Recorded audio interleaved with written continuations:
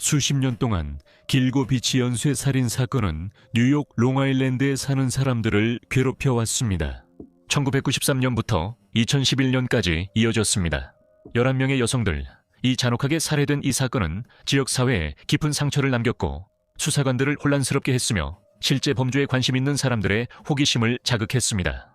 시간이 지날수록 이 사건이 해결될 가능성은 점점 더 낮아 보였습니다. 하지만 2023년에 당국은 한 용의자가 나타났으며 그가 7명의 피해자 살인 혐의로 기소되었다고 발표했습니다. 렉스 호이어만은 그의 가족에 따르면 지극히 평범한 남자입니다. 결혼해서 2자녀를 둔 그는 평생을 롱아일랜드에서 살았고 건축가로 생계를 이어왔습니다. 심지어 지금까지도 그의 가족은 당국이 올바른 사람을 체포한 것인지 의문을 품고 있습니다. 그들은 조용하고 전문적인 호이어만이 지난 30년 동안 어두운 이중 생활을 해왔다는 것을 도저히 이해할 수 없습니다. 이 다큐멘터리에서 우리는 길고 비치 살인 사건의 용의자인 렉스 호이어만 사건을 살펴봅니다.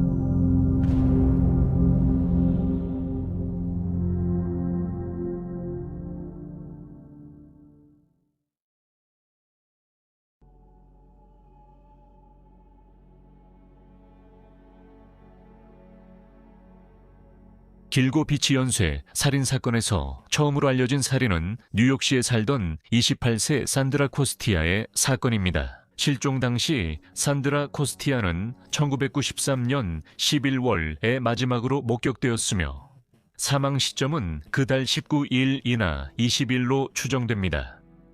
그녀의 시신은 실종된 직후 사냥꾼들에 의해 길고 비치에서 약 60마일 떨어진 롱아일랜드 노스시의 외딴 숲속 지역에서 발견되었습니다. 3년 후인 1996 년사 월 롱아일랜드 해안 근처 파이어 아일랜드의 데이비스 파크 인근 블루 포인트 비치에서 한 행인이 젊은 여성의 다리를 발견했습니다. 유해는 비닐로 감싸져 있었고 수사관들이 주목한 다리에는 몇 가지 중요한 특징들이 있었습니다. 오른쪽 종아리 바깥쪽 중간 부분에는 35인치 길이의 흉터가 있었고 오른쪽 종아리 바깥쪽 중간에서 아래쪽에는 1인치 길이의 선형 흉터가 있었습니다. 오른쪽 발목 안쪽에는 0.5인치 길이의 흉터가 있었고 왼쪽 발목 안쪽에는 2인치 길이의 수술 흉터와 그 옆에 봉합 자국이 있었습니다. 이 피해자의 추가 유해는 2011년 4월 12일까지 발견되지 않았습니다. 이는 정확히 15년이 되기 8일 전이었으며 그날 그녀의 두개골이 뉴욕주 나소 카운티의 토베이 비치 서쪽 오션 파크웨이 근처에서 발견되었습니다. 두개골에는 특별한 특징이 없었으며 수사관들은 피해자의 나이를 18세에서 50세 사이로 추정했습니다. 그리고 유해와 함께 발견된 보석이나 의류도 없었습니다. 수년 동안 이 피해자는 파이어 아일랜드 제인도 또는 제인도 7번으로만 알려져 있었습니다. 그녀는 2023년 8월이 되어서야 신원이 확인되었고 그녀가 34세였다는 사실이 발표되었습니다. 1996년에 실종된 카렌 베가타. 실종 당시 그녀는 뉴욕 맨해튼의 헬스키친에서 성매매 종사자로 살고 있었고 가족들은 마지막으로 그녀의 소식을 발렌타인데이에 들었습니다. 그녀는 실종 신고도 없었습니다. 당국은 그녀가 원래 롱아일랜드에서 살해된 후 다리가 물에 버려진 뒤 파이어 아일랜드로 떠내려갔을 가능성이 있다고 밝혔습니다. 길고 비치 살인마의 세 번째 희생자는 1997년 6월 28일 뉴욕 레이크뷰의 햄스테드 레이크 주립공원 숲속을 딸과 함께 걷던 한 남성에 의해 발견되었습니다. 충격적으로도 시신은 훼손된 상태였습니다. 오늘날까지도 피해자의 다리, 팔, 그리고 머리는 발견되지 않았습니다. 그녀는 러버메이드 브랜드의 용기 안에 넣어졌고 그 안에는 빨간 수건과 꽃무늬 베개 커버도 함께 들어 있었습니다. 피해자는 몸에 있던 문신으로 피치스 도우로 알려졌습니다. 그녀 신원 확인을 위해서였습니다. 수사관들은 문신 디자인을 사진으로 찍어 전국적인 문신 잡지에 게재했고 누군가 이 문신을 새긴 아티스트의 작품을 알아볼 수 있기를 바랐습니다. 잠시 후 코네티컷에 거주하는 문신 아티스트 스티브 컬런이라는 사람이 이 디자인이 자신의 작품임을 알아보고 당국에 연락했습니다. 그는 이 문신을 해준 사람이 18세나 19세 정도의 젊은 흑인 여성이라고 말했습니다. 그녀는 이모와 사촌, 2명의 다른 여성과 함께 있었습니다. 그는 시술 중에 그녀가 자신이 브롱크스나 롱아일랜드 출신이라고 말했고 남자친구와 문제가 있어서 코네티컷에 와 있다고 했다고 진술했습니다. 당시에는 피치스가 다리와 팔에도 추가로 신원을 확인할 수 있는 문신이 있었기 때문에 범인이 그녀를 훼손한 것이라는 추측이 있었습니다. 수년 동안 이 사건에 대해 더 이상 알려진 정보가 거의 없었습니다. 하지만 2016년에 당국은 2011년 존스비치 주립공원에서 발견된 추가 골격 유해가 피치스의 것이라고 발표했습니다. 더불어 2011년에 오션 파크웨이에서 유아의 시신도 발견되었다고 밝혔습니다. DNA 증거를 통해 그 유아가 피치스의 자녀임이 밝혀졌습니다. 이 다른 유해들이 발견된 위치로 인해 수사관들은 피치스와 그녀의 어린 자녀가 길고 비치 살인마의 희생자일 가능성이 있다고 덧붙였습니다. 마침내 2025년 4월에 이 사건에서 돌파구가 마련된 것은 나소 카운티 경찰이 피치스의 진짜 이름이 타냐 드니즈 잭슨이라고 발표했을 때였습니다. 그녀는 1970년 10월 22일 엘라베마에서 태어났으며 1993년부터 1995년까지 미국 군대에서 잠시 복무한 경력이 있습니다. 그녀의 딸 이름은 타티아나 메리 다이크스였습니다. 그녀는 1995년 3월 17일에 태어났으며 사망 당시 겨우 2살이었습니다. 사망 당시 타냐와 타티아나는 뉴욕시 브루클린에 살고 있었으며 타냐는 아마도 병원에서 일하고 있었던 것으로 보입니다. 타냐가 가족과 소원해졌기 때문에 두 사람은 실종 신고가 접수되지 않았습니다. 타티아나의 아버지는 수사관들에 의해 신원이 확인되었으며 현재 그들과 협조하고 있습니다. 당국은 두 사람의 살인사건이 길고 비치 살인사건과 관련이 없을 수도 있다고 덧붙였으며 이 가능성을 완전히 배제하지는 않았다고 밝혔습니다. 2000년 타냐 잭슨의 몸통이 발견된 지 불과 3년 만에 또 다른 여성의 몸통이 11월 19일 뉴욕 매너빌의 숲속에서 쓰레기 봉투에 쌓인 채 발견되었습니다. 이 장소는 길고비치에서 약 45마일 떨어져 있습니다. 이 사건의 여러 피해자들처럼 이 몸통 역시 수십 년 동안 신원이 확인되지 않았습니다. 그리고 이 제인도는 매너빌 제인도 또는 제인도 6번으로 불렸습니다. 그녀의 몸통이 발견된 지 11년 후 그녀의 머리, 오른발, 그리고 손이 발견되었습니다. 하지만 수사관들이 그녀를 24세의 발레리 맥으로 신원 확인하는 데에는 또 9년이 더 걸렸습니다. 실종 당시 발레리는 필라델피아에 살고 있던 성노동자이자 한 아이의 어머니였습니다. 그녀의 가족은 2000년 봄이나 여름에 뉴저지주 포트 리퍼블릭에서 발레리를 마지막으로 보았지만 그녀는 실종 신고가 되지 않았습니다. 길고비치 살인마의 5번째 희생자는 2003년 7월 26일에 발견되었습니다. 또 한 번 젊은 여성의 몸통이 뉴욕 매너빌에서 발견된 것입니다. 한 애완견. 산책자가 포장도로 끝에 있는 잡목더미 위에 놓인 비닐 시트 위에서 유해를 우연히 발견했습니다. 여성의 몸통에는 한쪽 날개를 그린 문신이 있었는데 신원 확인을 막기 위해 살인범이 훼손한 것으로 보입니다. 그래도 문신이 어느 정도 보였기 때문에 당국은 그것을 사진으로 찍어 이미지를 배포할 수 있었고 그 결과 여성의 신원을 확인할 수 있었습니다. 20세 제시카 테일러는 7월 18일부터 22일 사이 포트 오소리티 버스 터미널에서 마지막으로 목격되었습니다. DNA 검사 결과 그 시신은 제시카의 것임이 확인되었습니다. 실종 당시 제시카는 맨해튼에 거주하는 성노동자였습니다. 뉴욕 타임즈의 보도에 따르면 그 문신은 원래 날개 달린 하트 안에 레미의 천사라고 적혀 있었습니다. 한 경찰관은 레미가 제시카의 지인이라고 주장했습니다.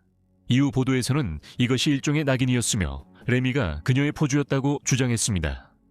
25 세모린 브레이너드 반스는 2007년 7월 9일에 마지막으로 목격되었습니다. 많은 피해자들처럼 모린도 성노동자였습니다. 실종된 날 모리는 친구에게 맨해튼의 모텔에서 아웃콜을 하거나 손님을 만나러 간다고 말했습니다.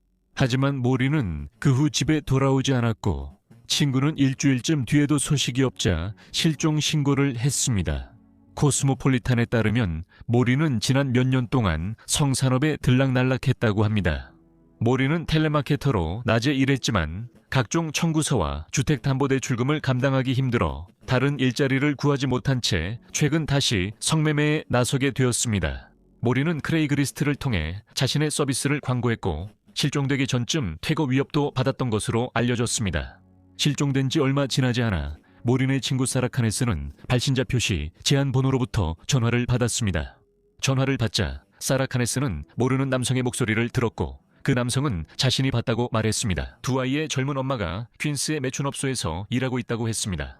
하지만 그는 그 매춘업소 위치를 밝히지 않았고 사라 카네스에게 신원도 알리지 않았습니다. 사라 카네스가 신원 확인 번호로 다시 전화해달라고 계속 요청했지만 그는 주소를 알려주겠다며 다시 연락하겠다고 했으나 결국 연락하지 않았습니다. 모린의 유해는 3년 후인 2010년 12월에 발견되었습니다.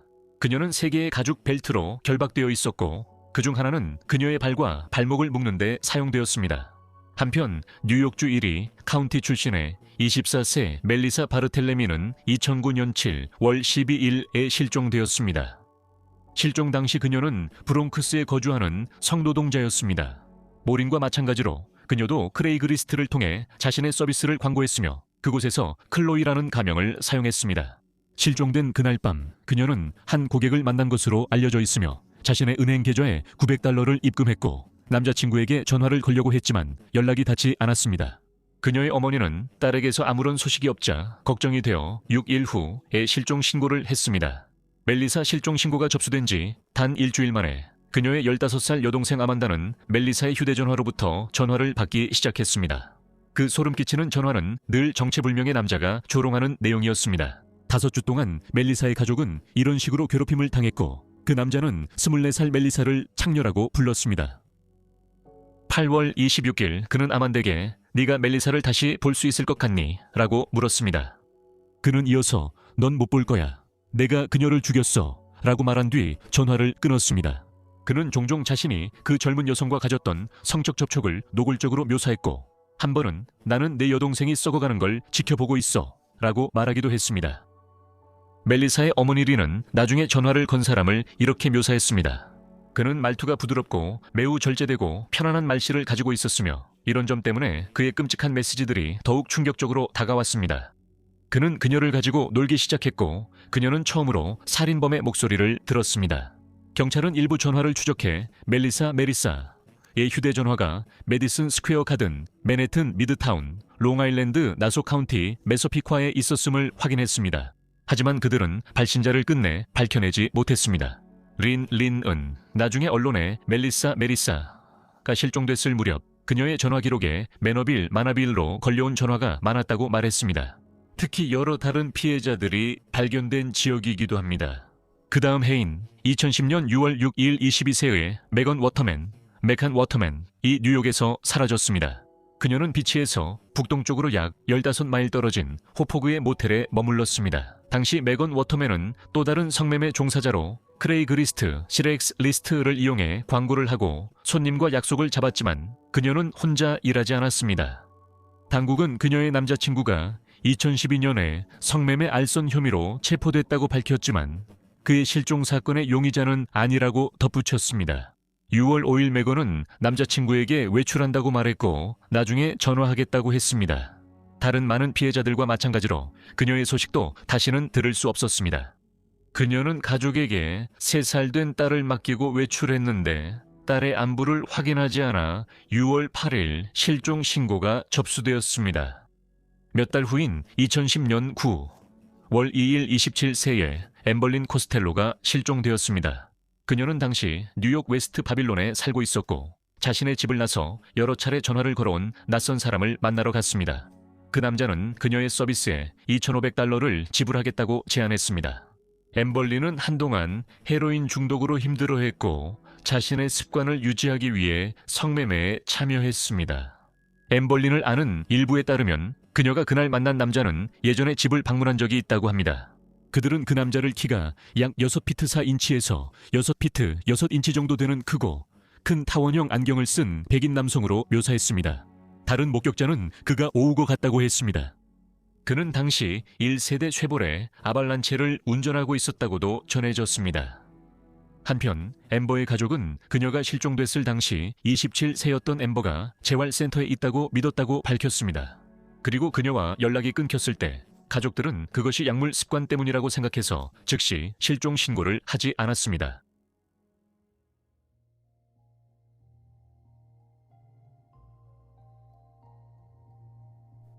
하지만 멜리사 바르텔레미와 메건 워터맨이 실종된 사이 뉴욕에서 취약한 젊은 여성들의 사망과 실종에 대한 더 광범위한 수사를 촉발한 또 다른 피해자가 있었습니다.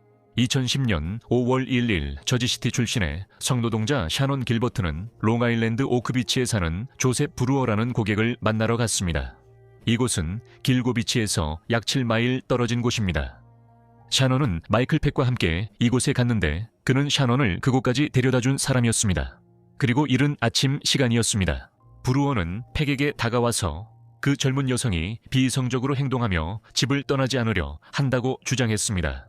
잠시 후 샤논 자신이 공황 상태로 집에서 도망쳐 나와 근처 이웃들에게 도움을 요청하려 했다고 전해집니다. 오전 4시 51분에 샤논은 현지 경찰에 전화를 걸어 누군가 자신을 쫓고 있으며 그들이라고 부르는 정체불명의 존재가 자신을 죽이려고 한다고 주장했습니다. 팩은 곧이어 샤논을 따라가 그녀를 다시 차에 태우려고 시도했습니다. 하지만 샤논은 여전히 너무 놀라고 두려워서 팩의 손길을 뿌리치고 밤속으로 사라졌습니다. 팩은 결국 샤논 없이 집으로 돌아갔습니다. 잠시 후 이웃들이 소란을 신고한 뒤 경찰이 브루어의 집에 도착했습니다. 하지만 이때 샤논과 팩은 이미 자리를 떠났고 경찰은 샤논이 팩과 함께 집에 간 것으로 보고 그녀를 찾지 않았습니다. 샤논의 남자친구가 그녀가 돌아오지 않았다는 사실을 가족에게 알릴 때까지 샤논은 실종 신고가 되지 않았습니다. 이후 가족들은 그녀를 직접 찾기 위해 자신들이 살던 곳에서 140마일 떨어진 오크비치로 차를 몰고 갔습니다. 또한 그들은 지역 경찰 당국에 샤논의 실종 사건을 조사해달라고 압박했습니다. 경찰이 수색을 시작하긴 했지만 아무런 성과도 얻지 못했습니다. 2010년 12월 11일의 두 번째 수색이 실시될 때까지 서퍼 카운티 경찰은 멜리사 바르텔레미의 시신을 우연히 발견하지 못했습니다. 경찰이 그 지역을 더 샅샅이 수색하던 중 곧 모린 브레이너드 반스, 메건 워터맨, 엠버 코스텔로의 시신도 발견했습니다. 나중에 길고비치사라고 불리게 된 이들은 서로 약 150m 떨어진 곳에서 발견되었습니다. 이후 1년 동안 수사관들은 그 지역에 대한 추가 조사를 진행했습니다. 이로 인해 제시카 테일러와 발레리 맥의 추가 유해가 발견되었습니다. 또한 그들은 아시안도라고 이름 붙인 또 다른 잠재적 피해자의 시신도 발견했습니다. 아시안도는 오늘날까지도 신원이 확인되지 않았습니다. 피해자는 아시아계 생물학적 남성으로 묘사되지만 여성복을 입고 있었기 때문에 트랜스 여성일 가능성이 제기되었습니다. 그들은 둔기에 의한 외상으로 사망했으며 사망 시점은 2001년에서 2006년 사이로 추정됩니다. 당국은 아시안도가 시스젠더 여성이 아니라는 사실이 밝혀졌을 때 살해된 성노동자였을 것이라고 추정하고 있습니다. 하지만 이후 이 사건의 단서는 거의 없었습니다. 발레리 맥의 시신에서 100m 떨어진 곳에서 수사관들은 타티아나 머레이 다이크스의 시신을 발견했고 이 수색 중에 카렌 베르가타의 머리도 발견했습니다. 한편 셰넌 길버트는 19개월째 실종 상태입니다. 그녀는 마침내 2011년 12월 13일에 발견되었습니다. 당국은 처음에 청바지 한 벌과 신발을 발견했고 이어서 셰넌의 신분증이 들어있는 지갑을 발견했습니다. 이 물건들은 오크비치 근처의 습지 지역에서 발견되었습니다. 그녀의 시신은 일주일 후 약 400m 떨어진 곳에서 발견되었습니다. 그녀의 시신은 얼굴을 위로 한 채 누워 있었습니다. 셰넌의 사망 원인에 대해서는 많은 논란이 있습니다. 서퍼 카운티 검시관들은 그녀의 사건을 불의의 사고사로 판정했으며 경찰은 그녀가 약물로 인한 공황 상태에서 길을 잃고 습지에서 실수로 익사했다고 밝혔습니다. 하지만 셰넌의 가족은 그녀가 살해됐다고 믿었고 그녀의 옷이 시신에서 멀리 떨어져 발견됐음을 지적했습니다. 법의학 병리학자는 이후 그녀의 유해를 조사한 뒤 그녀의 설골에 손상이 있었다고 밝혔습니다. 이는 그녀가 목이 졸려 사망했을 가능성을 시사합니다. 그는 또한 익사 피해자들에게서는 드물게 그녀가 얼굴을 위로 한 채 발견된 것이 이상하다고 덧붙였습니다. 공식 부검 보고서에는 그녀의 사망 원인이 불확정이라고 명시되어 있습니다. 수년 동안 길고 해변 연쇄 살인 사건과 그의 피해자들에 대한 수사는 거의 진전이 없었습니다. 하지만 2020년에 몇 가지 작은 진전이 있었습니다. 그 첫 번째는 1월 16일에 일어났습니다. 서포크 카운티 경찰은 길고 해변 오션 파크웨이 근처에서 발견된 벨트의 사진을 공개했습니다. 벨트에는 벨트의 방향에 따라 HM 또는 WH라는 글자가 검은 가죽에 새겨져 있었습니다.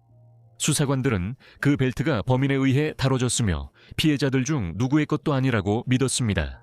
이미지가 공개되었지만 당국은 이 벨트가 사건과 어떤 관련이 있는지에 대한 정보를 비밀로 유지하고 싶어 했기 때문에 벨트 자체에 대한 정보는 거의 알려지지 않았습니다. 이 시기쯤 그들은 대중과 정보를 공유하고 시민들이 유용한 제보를 할 수 있도록 하는 웹사이트도 개설했습니다. 그 웹사이트는 이용할 수 없습니다. 같은 해 제인도 6번은 발레리 맥으로 신원이 확인되었습니다. 그리고 뉴욕주 대법원은 경찰이 셰넌 길버트의 911 통화 녹음 파일을 공개하라고 명령했습니다.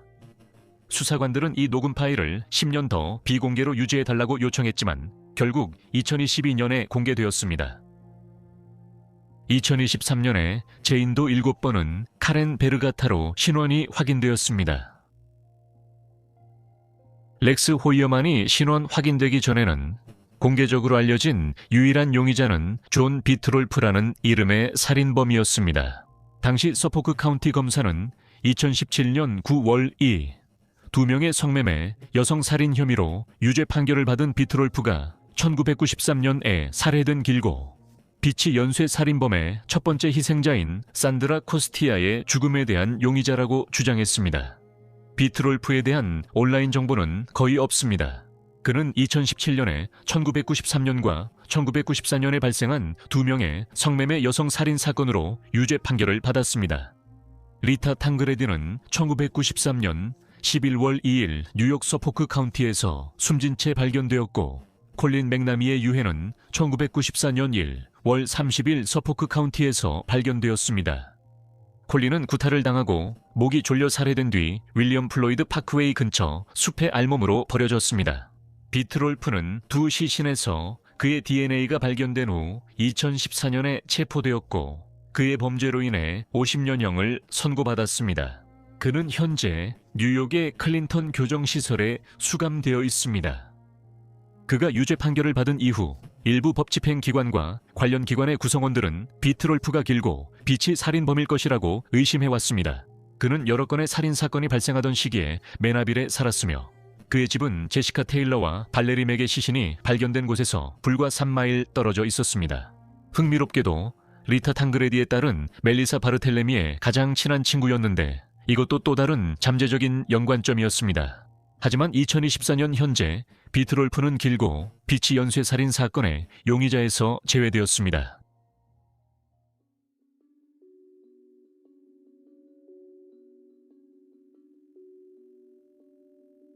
(30년) 동안 길고 비치 연쇄 살인범의 정체는 미스터리로 남아있었습니다. 2020년대에는 이 사건에서 거의 아무런 진전이 없는 것처럼 보였습니다.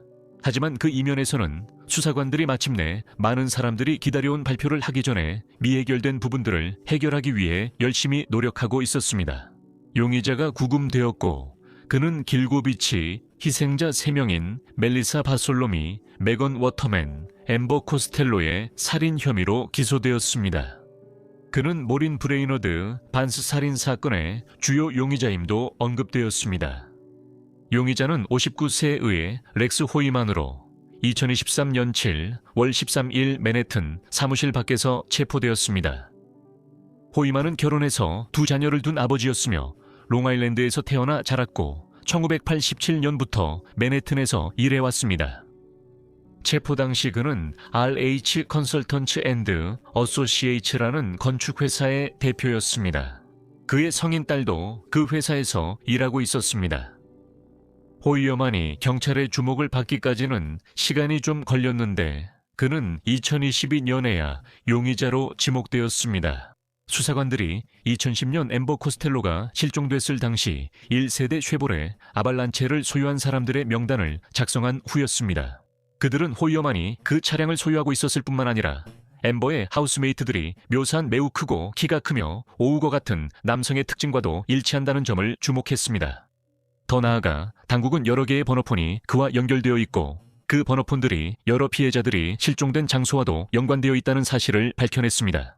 그리고 그의 인터넷 검색 기록에서 사디즘 관련 자료, 아동 포르노, 피해자와 그 가족들의 사진을 정기적으로 검색한 사실이 밝혀졌습니다. 호이만은 가명을 사용해 여러 개의 온라인 계정을 만들었고 이 계정들을 불법 활동에 사용했습니다.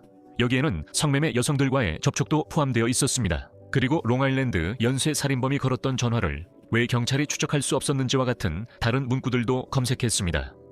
왜 롱아일랜드 연쇄 살인범은 아직 잡히지 않았을까? 그리고 새로운 휴대전화 기술이 이 사건을 해결하는 열쇠가 될 수도 있습니다. 당국은 또한 호이만의 사무실이 맨해튼에 있었으며 그곳이 바로 피해자들을 알고 있던 사람들에게 조롱하는 전화가 걸려온 장소 중 하나였다는 점을 주목했습니다. 또한 수색 영장이 집행된 후 호이만의 집에서 수백 개의 전자기기와 약 300정의 총기가 압수되었습니다. 그리고 그의 컴퓨터에서는 범죄에 대한 상세한 설계도가 발견되었습니다. 또 다른 문서에는 문제점, 준비물, 사전 준비, 사건 후 등과 같은 세부적인 항목들이 포함되어 있었으며 이 문서도 함께 발견되었습니다. 그 문서에는 DNA, 타이어 자국, 혈흔 등에 대한 언급이 있었고 그가 조사한 과거 살인 사건과 살해 방법에서 얻은 교훈들이 강조되어 있었습니다. 하지만 그 모든 것 중에서 가장 결정적인 증거는 물론 여러 피해자에게서 채취된 DNA였습니다. 예를 들어 모린 브레이너드 반지를 결박하는 데 사용된 벨트 중 하나에서 호이어만의 아내와 일치하는 DNA가 발견되었습니다. 그는 2024년 1월 월에 모린의 살인 혐의로 기소되었습니다. 그해 12월 그는 산드라 코스틸라가 1993년에 살해된 사건에 대해서도 기소되었습니다. 그녀의 시신에서 발견된 머리카락의 DNA가 호이어만과 일치했기 때문입니다. 또한 그의 머리카락이 메건 워터맨의 시신을 덮은 자루에서 발견되었습니다. 그의 아내의 머리카락은 또 다른 2명의 피해자에게서 발견되었지만 그녀는 살인 사건이 발생했을 당시 주 밖에 있었던 것으로 알려져 있습니다. 멜리사 바르텔레미가 살해됐을 당시 그녀는 아이슬란드에 있었고 메건 워터맨이 실종됐을 때는 메릴랜드에 있었습니다. 엠버 코스텔로가 사라졌을 때 그녀는 뉴저지에 있었습니다. 검찰은 그의 아내의 머리카락이 단순히 같은 생활 공간을 공유했기 때문에 호이만에게 옮겨졌다고 믿고 있습니다. 호이만은 체포 당시 길고 비치에서 불과 20분 거리에 있는 메서피쿠아 파크에 살고 있었습니다. 이웃들은 그가 조용한 사람이었고 그의 가족은 동네에 전혀 흔적을 남기지 않았다고 말했습니다. 한 이웃은 기본적으로 우리는 22년 동안 여기서 살면서 그와 아무런 접촉도 없었고 2마디 말도 나눈 적이 없다고 말했습니다. 베리 오슬랜더는 인디펜던트에 대부분 사람들은 그의 집 문을 두드리지 않는다고 말했습니다. 할로윈 때는 아이들에게 그 집에 가지 말라고 합니다. 그는 별로 친절한 사람이 아니에요. 그는 호이만 가족의 집이 허름하고 항상 어둠에 쌓여 있다고 덧붙였습니다. 그는 자신이 자란 바로 그 집에서 살고 있으니 평생 같은 동네에서 살아온 셈입니다. 호이만과 같은 번 고등학교를 다녔던 59세의 모린 홀피트는 그가 수줍음이 많은 10대였으며 자신의 사물함에 사랑의 쪽지를 남기곤 했다고 회상했습니다. 그녀는 둘의 드문 대화가 항상 즐겁고 예의 바랐다고 하며 나는 늘 그에게 친절하고 다정했어요. 아시죠? 라고 말했습니다. 그는 좀 괴롭힘을 당하는 것 같았고 사람들이 그를 약간 괴짜처럼 묘사하곤 했어요. 그는 매우 조용하고 온순한 성격이었어요. 그래서 저는 친절하게 헤이 렉스, 잘 지내? 라고 인사하곤 했죠. 그녀는 받은 러브레터에 서명은 없었지만 렉스가 사물함에 쪽지를 넣는 걸 본 적이 있다고 했어요. 두 사람은 연인이 된 적은 없었지만 그녀는 자신이 관심이 없다는 것을 분명히 했어요. 호이만의 가족에게는 그의 체포 소식이 충격으로 다가왔어요. 아자 엘러럽은 18살 때 호이만을 만났어요. 그녀는 그 남자에게 바로 사랑에 빠졌다고 회상했어요. 아자가 다른 사람과 결혼해서 아들을 낳았음에도 불구하고 두 사람은 계속 연락을 주고받았어요. 결혼이 실패하자 호이만은 그녀가 이혼 변호사 비용을 내는데 도움을 줬고 그녀는 1996년사 월에 그와 결혼하게 되었어요. 그들은 딸 빅토리아를 낳았고 메서피쿠아 파크에서 네 가족이 함께 살았어요. 빅토리아는 아버지가 솔직한 분이었다고 회상했어요. 그녀는 아버지가 가끔 화를 내고 한 번은 싱크대에 접시를 던진 적도 있다고 했어요. 하지만 그녀는 아버지가 그런 큰 비밀을 오래 숨길 줄은 상상 못했어요. 그리고 덧붙였어요.